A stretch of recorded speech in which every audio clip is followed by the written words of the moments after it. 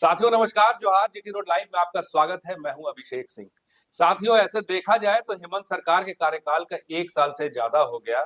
इस बीच में हालांकि उनकी छवि तो दिन प्रतिदिन मजबूत होती चली गई, लेकिन विपक्ष के तौर पे भाजपा की जो छवि है वो उतनी आशाजनक नहीं रही, या वो उतनी जिम्मेदारी से भरपूर नहीं रही। मौका एक और मिला था जहां पे भाजपा को अपने आप को साबित करना था, जब घाटशिला का उपचुनाव हुआ।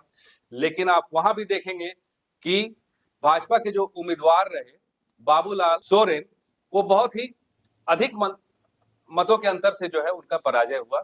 साथियों, इसके पीछे एक वजह यह भी है जो राजनीतिक गलियारों में है, या फिर आप देखिए तो सोशल प्लेटफॉर्म पे है, कि भाजपा का जो आक्रामकता है और भाजपा की जो साम दंड भेद की नीति है, क्या वो झारखंड में उतनी ही सफल है जितना आप पूरे देश के हिसाब से देखेंगे? क्या भाजपा के जो कार्यकर्ता हैं या भाजपा के जो तमाम बड़े नेता हैं वो उतने आक्रामक हैं? उनमें क्या एकजुटता है? अगर है तो वो दिखती नहीं है साथियों। ना वो सदन में दिखता है और ना ही कभी सड़कों पे दिखता है। हाँ, दिखता जरूर है। दिखता है उनके कार्यालय में और उनके दफ्तरों में, जहां वो सिर्फ और सिर्फ प्रेस कॉन्फ्रेंसेस करते हैं। एक बात और है कि आप देखिएगा कि 2024 में भाजपा की हुई करारी हार के बाद से ही तमाम कयास थे और तमाम चर्चाएं थी कि अब जो है भाजपा झारखंड में नए प्रदेश अध्यक्ष को नियुक्त करेगी, और इसी के साथ ही साथ बाबूलाल मरांडी की जो विदाई है वो भी तय नजर आ रही थी। लेकिन अब जाकर के एक नाम पे मोहर लगता हुआ दिख रहा है, और साथ ही साथ कई सवाल भी उठ रहे हैं कि आखिर इतना वक्त क्यों, और कौन है नए प्रदेश अध्यक्ष जो होने वाले हैं। इन तमाम मुद्दे पे हम चर्चा करेंगे। आप फ्रेम में देख रहे हैं, वरिष्ठ पत्रकार हैं, मजबूत पकड़ है हर तरफ से, और साथ ही साथ तथ्यों का चीर फाड़ करने के लिए छेनी हथौड़ा लेकर हमेशा तैयार भी रहते हैं। सहरोज सर बहुत बहुत स्वागत है आपका। और पहला सवाल सर, कि कौन नए प्रदेश अध्यक्ष नियुक्त होने जा रहे हैं झारखंड में भाजपा के? ये चर्चा बहुत पहले से थी अभिषेक भाई। जी सर। बाबूलाल मरांडी का भाजपा ज्वाइन करना, पूरी पार्टी का जेवीएम ज्योतिष का विलय करना जी। और उस दौर में रघुवर दास यही थे, मुख्यमंत्री पद से इस्तीफा दिया था, यानी कि हार मिली थी भाजपा को। तो शर्त यह थी कि भाई रघुवर दास को यहाँ से हटाया जाए, तभी हम संभालेंगे कमान। तो रघुवर दास को भेज दिया गया उड़ीसा। जी सर। अब बीच में चुनाव हुआ, लेकिन चुनाव में भी फुल फ्लेज ढंग से बाबूलाल मरांडी को काम करने का मौका नहीं मिला। उसका कारण यह कि चुनाव प्रभारी बना दिए गए शिवराज सिंह चौहान, सेंट्रल मिनिस्टर जी, और सह प्रभारी बनाए गए हेमंता बिस्वा शर्मा, असम के मुख्यमंत्री जी। लेकिन ऐसा लग रहा था कि प्रभारी जो है वो हेमंता बिस्वा शर्मा ही जी।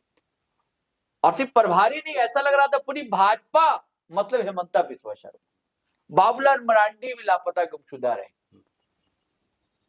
सारी कमान हेमंता बिस्वा शर्मा के हाथ में रही, और ऐसा प्रोपेगेंडा किया गया जिसके लिए ख्यात है भारतीय जनता पार्टी, कि हेमंत सरकार तो जा रही है और हेमंता मतलब लोग तो यही कहते हैं, लगता है कि यही मुख्यमंत्री बनेंगे, हेमंता ही बनेंगे, यानी कि भाजपा की सरकार आ रही।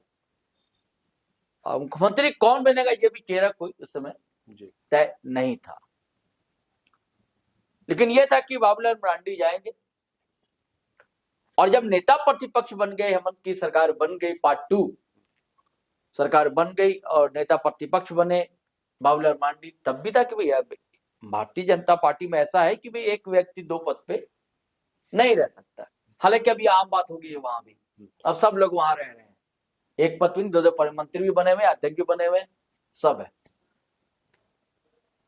तो होते होते टाइम खिसका, और फिर चुनाव आ गया सर पे, उपचुनाव घाटशिला का जी।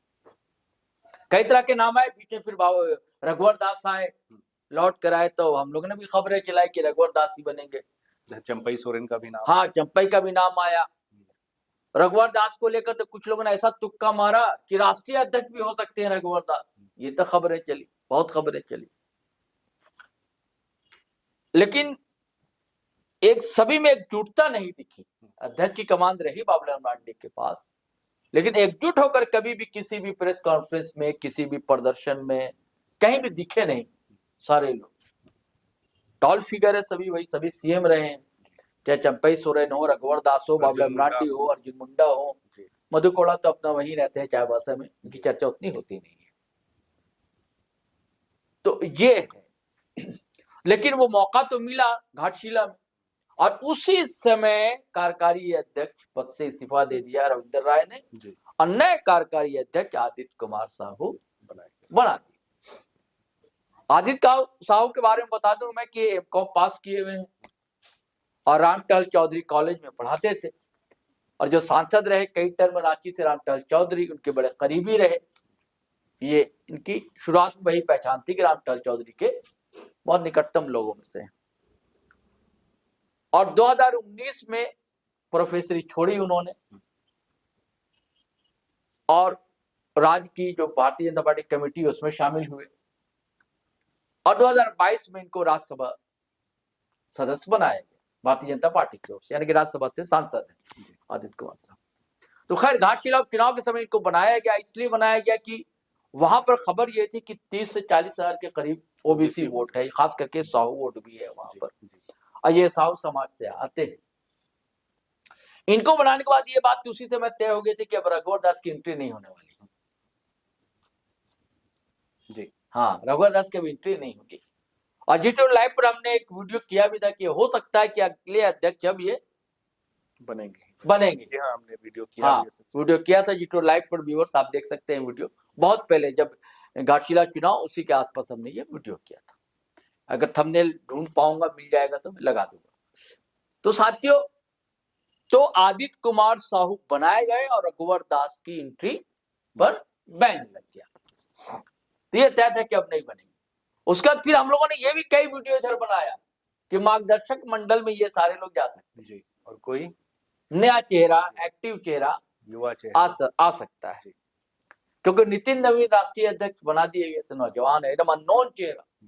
भारतीय जनता पार्टी हमेशा हर जगह एकदम अनजान चेहरे को ले आती है सामने। राजस्थान देखिए, राजस्थान है, उड़ीसा देख लीजिए, मध्य प्रदेश देख लीजिए, कोई भी एकदम अनजान चेहरा वो आते। दरअसल भारतीय जनता पार्टी में कहते तो है कि लोकतंत्र है, अब यहाँ भी चुनाव कहाँ हुआ भाई, कह दिया गया कि भाई ये अध्यक्ष बनेंगे, तो किसी ने नॉमिनेशन भी नहीं किया, सिर्फ आदित्य कुमार साहू ने ही नॉमिनेशन किया। एक औपचारिकता निभा देते कि लोकतंत्र है, डमी कैंडिडेट भी किसी को भरवा देते, है ना, कर देते भाई, लेकिन नहीं। या नितिन नवीन का भी ऐसे ही नाम की घोषणा हो गई, नितिन नवीन की भी।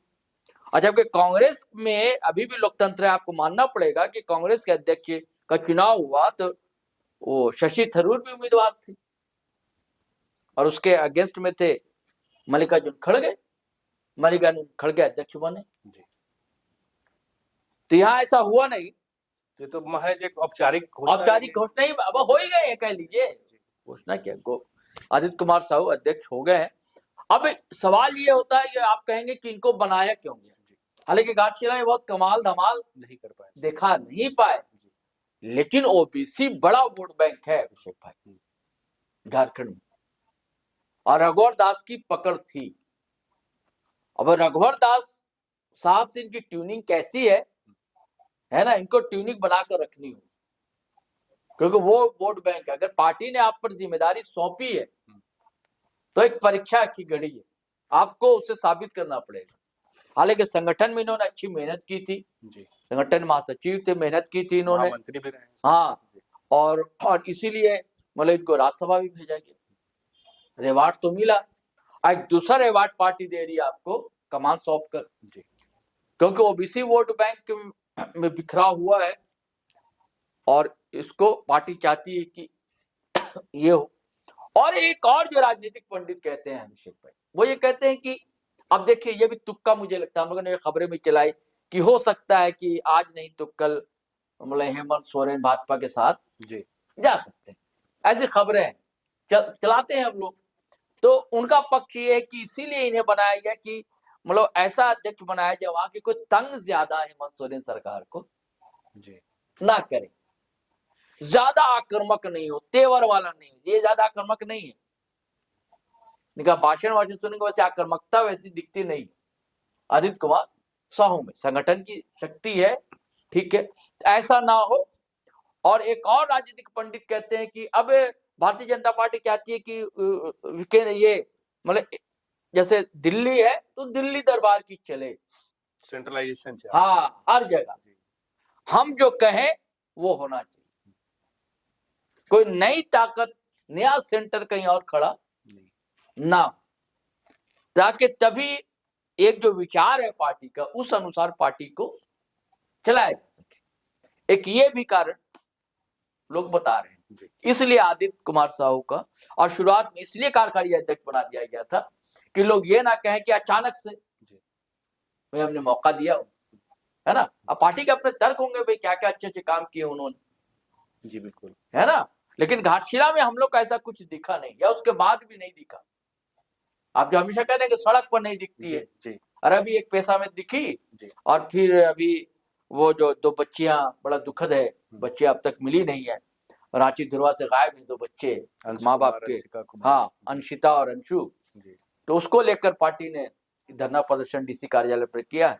नहीं तो अब सड़क पर भारतीय जनता पार्टी नहीं दिखती। अब हो सकता है कि आदित्य कुमार साहू के हाथ में फुल फ्लैश कमान दी जा रही है, तब देखिए क्या करते हैं। जी तो साथियों, झारखंड के अब नए प्रदेश अध्यक्ष आदित्य प्रसाद साहू बन गए हैं, और इसी के साथ साथ पूरे झारखंड का जो कमान है, अब कहिए कि झारखंड के बीजेपी के तमाम नेताओं के जो नए मुखिया हैं वो अब आदित्य प्रसाद साहू होंगे।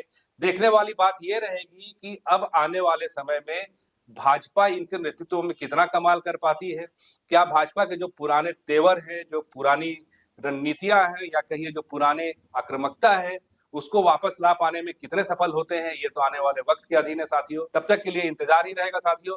आज के लिए बस इतना ही। जाते जाते आपसे वही आग्रह रहेगा कि अगर आपने हमारे चैनल को सब्सक्राइब नहीं किया तो जरूर कर लीजिए, हमारे वीडियो को लाइक शेयर और कमेंट जरूर कीजिए। आज्ञा दीजिए, नमस्कार, जय हिंद, जय भारत।